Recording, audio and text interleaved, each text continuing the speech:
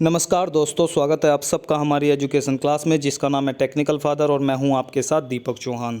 तो स्टार्ट करते हैं आज के लेक्चर को। आज का जो लेक्चर है वो आप लोगों के लिए बहुत ज़्यादा इंपॉर्टेंट होने वाला है, तो आप लोग इस लेक्चर को मिस ना करें, क्योंकि इसमें जो हम आज प्रॉब्लम डिस्कस करने वाले हैं वो आप लोगों में से काफ़ी लोगों ने फेस भी की होगी। ये हमारे व्हाट्सअप नंबर है, जितनी भी हमारी वीडियो आती हैं उनके जो PDF नोट्स होते हैं उन्हें अब अगर आप लेना चाहते हो तो इस पर कांटेक्ट करके आप हमसे ले भी सकते हो और अपने खुद के नोट्स बना भी सकते हो। आज का जो हमारा टॉपिक रहने वाला है वो इंजेक्शन मोल्डिंग मशीन में रिफिलिंग की जो प्रॉब्लम आती है उसे हम कैसे सॉर्ट आउट करें, किस कारण से वो आती है, वो सारी चीज़ें आज हम देखने वाले हैं। सबसे पहला क्वेश्चन देख लेते हैं, रिफिलिंग न होने के क्या क्या कारण हो सकते हैं। और इससे पहले मैं आप लोगों को बता देता हूं कि रिफिलिंग को आप चार्जिंग भी बोलते हैं। रिफिलिंग का मतलब होता है री मतलब दोबारा, और फिलिंग मतलब किसी चीज़ को भरना। जब आप लोग प्रोसेस करते हो इंजेक्शन मोल्डिंग मशीन के अंदर इंजेक्शन होता है, तो इंजेक्शन के दौरान क्या होता है कि जो प्लास्टिक रॉ मटेरियल होता है वो मेल्ट की फॉर्म में होता है और इंजेक्शन के दौरान वो मोल्ड के अंदर इंजेक्ट कर दिया जाता है। तो जो बैरल के अंदर मटेरियल होता है, स्टोर होता है, जब वो मोल्ड के अंदर इंजेक्ट कर दिया जाता है तो बैरल के अंदर से वो क्या हो जाता है, खाली हो जाता है। तो अगले शॉट के लिए, नेक्स्ट शॉट के लिए उसे रिफिल यानी कि दोबारा भरने की जो प्रक्रिया होती है उसे हम बोलते हैं रिफिलिंग बोलते हैं या चार्जिंग बोलते हैं। ये आप लोगों को पता होना ज़रूरी है और इससे रिलेटेड क्वेश्चन में आप लोगों को से बताता चलूँगा।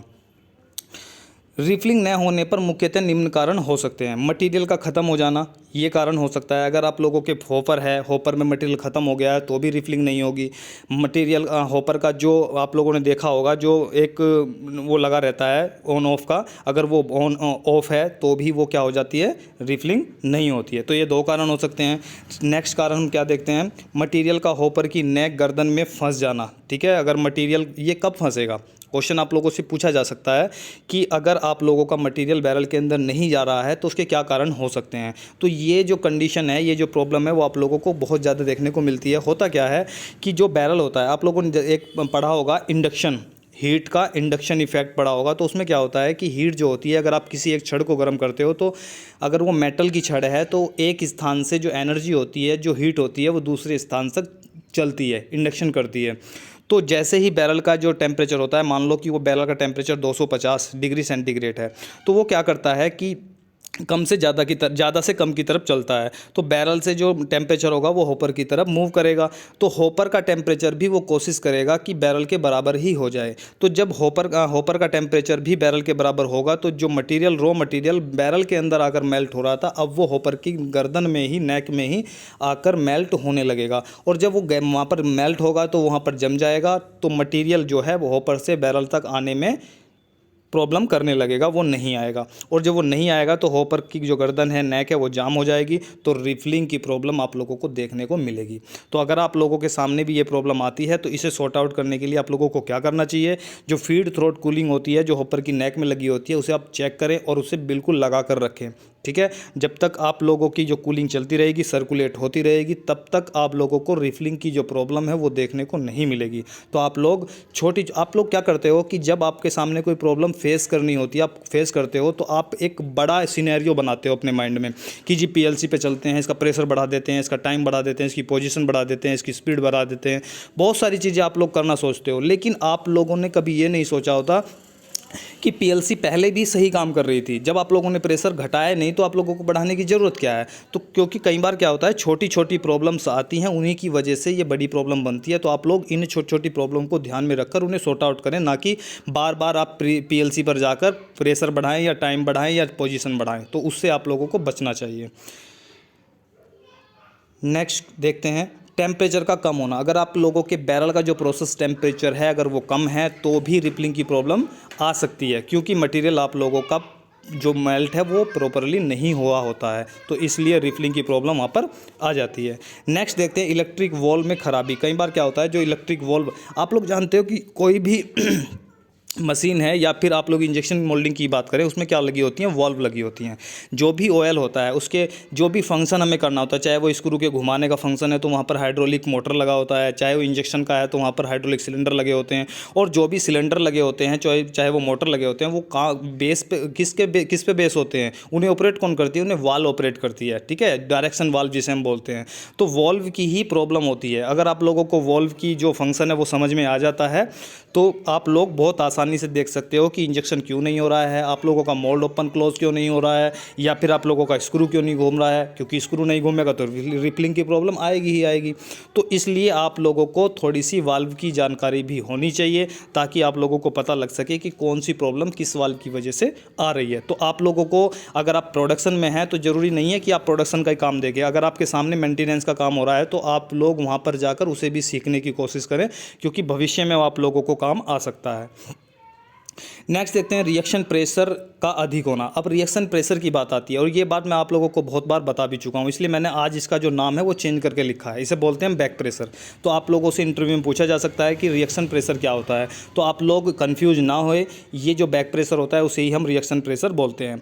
ये लगता कब है, जब हमारी रिफिलिंग होती है तो वहाँ पर क्या होता है, जो हाइड्रोलिक सिलेंडर होता है वो स्क्रू को स्ट्रेट फॉरवर्ड जो होता है यानी कि फॉरवर्ड डायरेक्शन में एक फोर्स अप्लाई करता है, जिसकी वजह से स्क्रू जो है रिफिलिंग लेते हुए बहुत धीरे धीरे पीछे की तरफ अपनी इनिशियल पोजीशन पर जाने की कोशिश करता है। अगर यही प्रेशर ज़्यादा बना दिया जाएगा तो स्क्रू को अपनी इनिशियल पोजीशन पर पहुंचने में समय लग जाएगा, और जब समय लग जाएगा तो रिफिलिंग पर उसका जो इफेक्ट पड़ेगा वो सीधा सीधा आप लोगों को देखने को मिलेगा।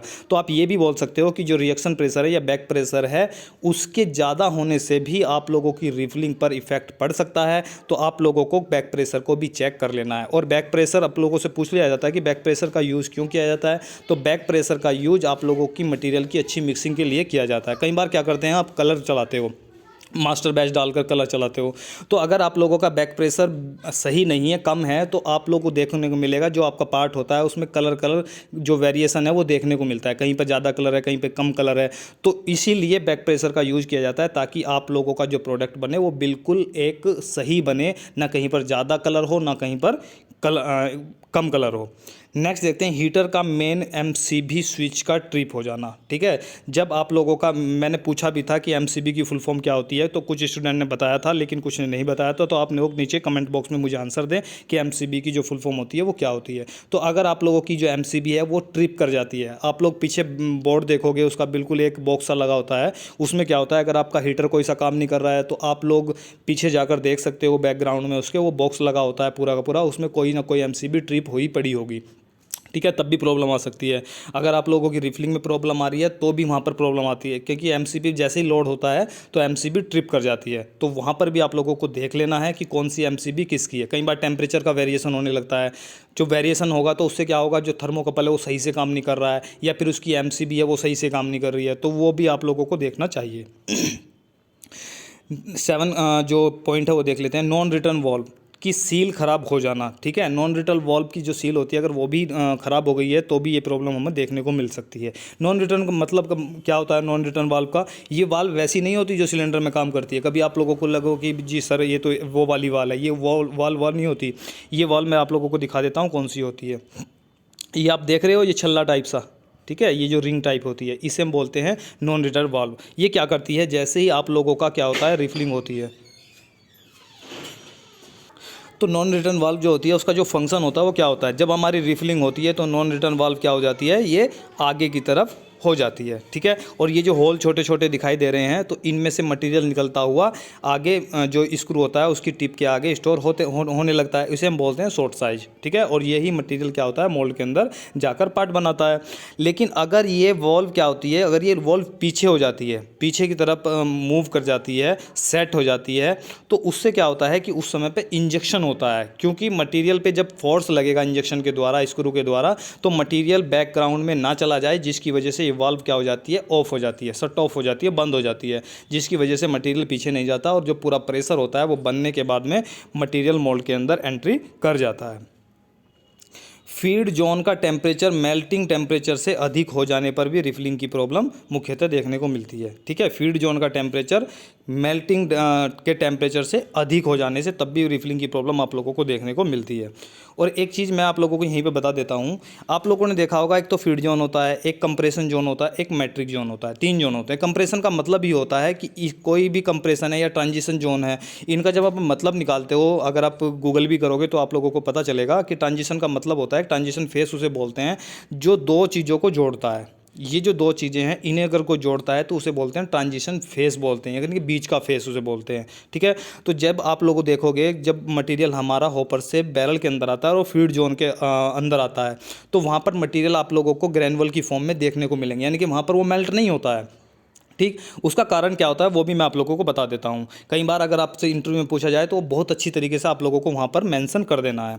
तो जब यहाँ पर मटेरियल आता है तो आप लोग देखोगे कि फीड जोन में मटेरियल की जो स्क्रू की जो डेप्थ होती है वो ज़्यादा होती है और मटेरियल उसके बीच में पड़ा होता है, और जब तक वो पड़ा होता है तो वो मेल्ट नहीं होगा। क्यों? क्योंकि जब तक उसे शेयर हीट नहीं मिलेगी तो वो मेल्ट नहीं होगा। शेयर हीट किससे क्रिएट होती है? शेयर हीट जो क्रिएट होती है वो फ्रिक्शन से होती है। फ्रिक्शन किसका? जो आप लोगों का स्क्रू होता है और मटेरियल होता है, जब उनके बीच में फ्रिक्शन पैदा होता है तब वहाँ पर क्या घर्षण पैदा होता है, तो वहाँ पर एक शेयर हीट जनरेट होती है जो मटेरियल को मेल्ट करती है। और मैं आप लोगों को बता देता हूँ कि जो आप हीटर लगाते हो उससे मात्र 30% ही आप लोगों का मटेरियल मेल्ट होता है। 70% जो मटेरियल मेल्ट वो करती है वो शेयर हीट करती है। ठीक है, ये बात भी आप लोगों को नोट कर लेनी है। तो जैसे ही फीड जोन से आप लोग ट्रांजिशन जोन की तरफ चलते हो तो जो फ्लाइट होती है, जो आप लोगों की फ्लाइट होती है, उसकी जो डेप्थ होती है वो कम होती लगती है, और जैसे जैसे वो कम होने लगेगी तो जो घर्षण है, फ्रिक्शन है, वो बढ़ने लगेगा और हीट जनरेट होने लगेगी। तो धीरे धीरे कंप्रेशन जोन तक आते आते आप लोगों को देखने को मिलेगा जो मटेरियल था अब उसकी रबड़ी टाइप बनने लगी। लेकिन जैसे ही आप मैट्रिक जोन में पहुंचते हो तो मैट्रिक जोन में आप लोगों को देखने को मिलता है कि उसकी जो डेप्थ हो जाती है वो बहुत कम हो जाती है। कभी आप लोगों को स्क्रू देखने का मौका मिले तो आप लोग वहाँ पर जरूर इस चीज़ को नोट करना। तो जब आप लोगों को देखने को मिलेगा कि मैट्रिक जोन होता है, मैट्रिक जोन में जो वो डेप्थ होती है वो और ज़्यादा कम हो जाती है। और ज़्यादा का मतलब वहाँ पर जो फ्रिक्शन है वो बहुत ज़्यादा बढ़ जाता है। जब फ्रिक्शन ज़्यादा बढ़ेगा तो क्या होगा? घर्षण बढ़ेगा तो शेयर हीट पैदा होगी, शेयर हीट पैदा होगी तो मटेरियल को मेल्ट कर देगी। ठीक है, तो ये स्क्रू का कई बार डिज़ाइन होता है और इसके बारे में भी आप लोगों को पता होना ज़रूरी है। यदि फिर भी रिफिलिंग न हो तो रिएक्शन प्रेशर का वॉल्व खोलकर चेक करो, देखो कि इसके अंदर का स्पाइटिंग ऑयल रिंग या फिर ऑयल इनलेट आउटलेट की रबड़ स्केल तो नहीं ख़राब हो गई है। ठीक है, ये भी आप देख सकते हो। यदि वह लीक हो तो उसे बदल दें। मटेरियल के हिसाब से स्क्रू आरपीएम चेक करो और एडजस्ट करो। प्रेशर लाइन को चेक करो, कहीं पाइपलाइन तो लीक नहीं होगी। अगर आपका ऑयल प्रेशर ही सही नहीं आ रहा है तो भी आप लोगों को ये प्रॉब्लम देखने को मिल जाती है। ठीक है, तो ऑयल लीकेज कर जाता है तो उसे भी आप लोगों को क्या करना है? रिपेयर करा लेना है। ठीक है, मेंटेनेंस के द्वारा।